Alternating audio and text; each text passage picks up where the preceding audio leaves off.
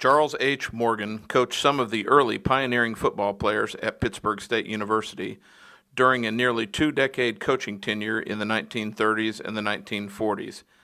He led the Gorillas to a pair of conference championships, and his 1943 team was the first of now three undefeated teams in school history. He carved his legacy at a time when the country's attention was consumed with the Second World War, not on its college campuses. It took a special man to lead the Gorillas program at this critical juncture in history. Charlie Morgan probably had the most inconsistent time of any coach at PSU. He came here from Pittsburgh High School, and he brought his great boys who were great athletes with us at that time. And so in those years, in 39 and 40 and 41, why he had some great teams. But then the war came. And when the war came, why all the guys left, and Charlie was left without any kind of a recruiting program. There were V-12 Navy programs all throughout the United States, and Pittsburgh happened to be one of them. And so he had new players that came in every year, some extraordinary talented players. In fact, his 43 team had some extraordinary players. They were undefeated, one of the few colleges in the nation that were undefeated at that particular period of time. But then when the war was over in 1945, why all the V-12 guys gone, there wasn't anybody home from the war yet, the GIs were still being discharged, and so the 1945 team was my first year with Charlie, and it was really a ragtag type of team. We probably had 26, 27 players on the team. 8 of them were high school players that had never played football in their life. Prior to the war, Morgan led the Gorillas to Central Intercollegiate Conference championships in 1941 and again in 1942. When the war broke, the Gorillas, like football teams nationwide, were forced to play a limited schedule, and they were forced to be creative in filling their rosters, as a majority of former players have been called away to enlist in the military and fight abroad. Morgan handled the chaos with an even-keel approach, as his former players recall. I respect his ability as a coach and utmost as an individual. Very likable person. And I never heard him get angry. I've never heard him miscalculate the coaching procedures, the rules. You had to follow the rules with Charlie Morgan. And a very, very high-class individual. Charlie was really low-key. He was the all-American father. Easy going, soft voice when he talked to you. He was a great defensive coach, and his greatest rival, coaching-wise, was Fran Welch from Emporia State, and they had some tremendous defensive battles. And so Charlie was just an extraordinary individual. I don't know of anybody that could have handled the transition as well as he did from when he came from high school and then losing his players to the war, and then when the war was over, why all the GIs coming back, and now you're dealing with, instead of 18 and 19-year-old kids, you're dealing with 29 and 30-year-old guys that came from Okinawa and have been on the beach in Normandy and so on like this, and yet he had great teams. He's going to be memorable because of his personality and his affableness in belonging to other kids and other people. So he has a great place in the tradition of PSU football, and was foundational in all the things that he did.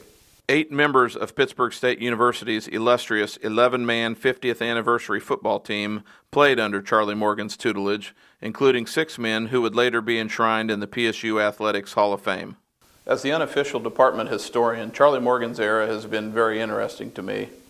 So many notable individuals played for him. Andy Bertuzzi, Ken Geyer, Don German, Jim Jolgan, all from his time as head coach. He mentored Joe Murphy as an assistant coach for Blue Hal in the early 1930s. I think it's safe to say that Doc Weed got the football program on its feet in the 1920s, but Charlie Morgan really was the central figure to the Pitt State football program during the school's first 50 years. He had quite a remarkable influence on Pittsburg State University. Today, Charlie Morgan joins that elite group of Gorillas enshrined in the PSU Athletics Hall of Fame. Yes, Charlie Morgan should have been in the Hall of Fame several years ago. That's in my opinion. And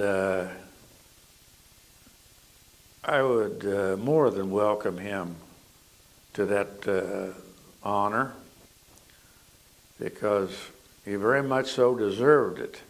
And so this is another memorable occasion, and so on behalf of PSU, why it's my pleasure to invite Charlie Morgan to the Great Hall of Fame for all of other Pittsburgh college football players throughout the century.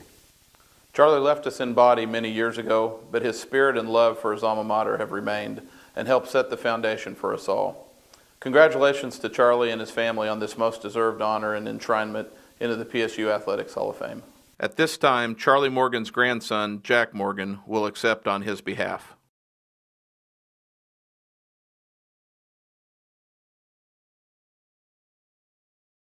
I just have a few brief comments.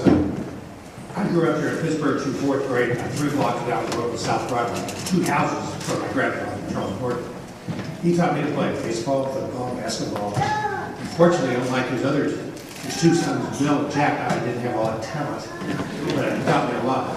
He would give us old football helmets and balls, and the whole neighborhood would go over and play on the field. It was always open. That's when children went and played by themselves in the past years.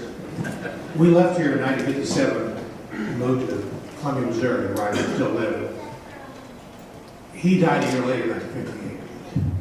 2 interesting things. His sons, Bill and Jack, played for him, but Bill started with a scholarship at Iowa State and Jack at Kansas University.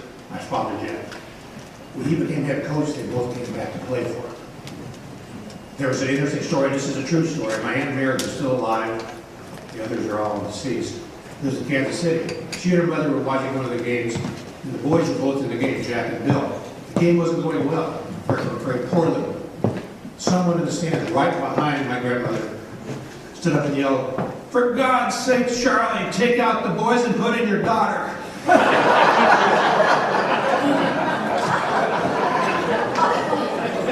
And according to my Aunt Mary, my grandmother never flinched, never looked back, not say a word. To know his influence, I didn't really realize it. We came back from Korea, where I was in the Army in 1975, to Leavenworth, Kansas, before Leavenworth. My wife was looking for a job in Easton, Kansas, as a teacher, and the principal said, "Your name's Morgan, your husband's Jack, is he related to Jack Morgan and Charlie Morgan?" He said, "Yes." He said, "You got the job." He said, "But what would it entail?" It's 6th grade. And she said, "Well, in addition, you'll have to coach the boys' basketball team." She said, "I don't think so. I'm not really ready for that." People, I went all over the place, knew of Charlie Morgan, sometimes of Jack and Bill, my uncle and my father. But I didn't realize until the day what his legacy really was. Kind of right. Some tears in my eyes to hear this. We really appreciate the honor. I'm sorry more of the family couldn't be here. There's a lot of great-grandchildren who couldn't make it. My Aunt Mary, Kansas City, good girl, just can't make it down here. We'll be giving her all this information, showing her the video. We're going to get a copy of it, I believe. I know she'll really appreciate it. Thank you so much for this honor.